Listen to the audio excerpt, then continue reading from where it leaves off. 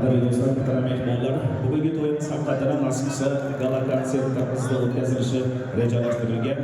Ikromjon akamiz hamda Dilnavoz opamizga bugungi to'y tantana munosabati bilan Islom akamizning nomlarida ko'plagan ijodkorlar syurpriz tarzida taklif qilingan. Bugungi kechamizga taklif qilingan 3 nafar xonanda estradamizning yorqin yulduzi hozir e'tiboringlarga chiroyli qo'shiqlarni taqdim qilish arafasida turibdilar.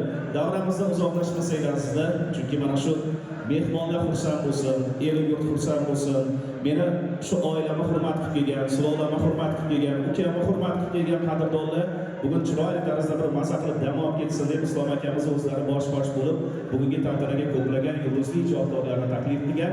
Hozir kelin-kuyovlarimiz tashrif buyurgunga qadar estradamizning yorqin yulduzi, O'rta Osiyo hitmeni, estradamizning yorqin yulduzi, estradamiz malikasi Gulinurni taklif qilamiz. Guldiroz qarsaginglar bilan sahnamizga chorlaymiz. Gulinur ijodiy jamoasi bilan kuyov-kelinimiz kelgunga qadar sizlarga qarsaginglar, olqishinglar bilan marhamat.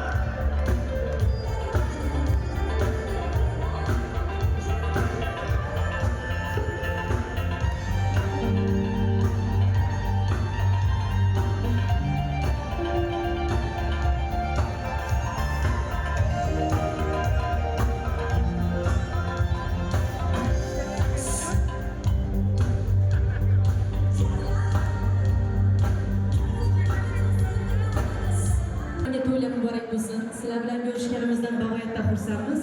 Bugungi qo'shiqlarimiz faqat sizlar uchun. Qani marhamat.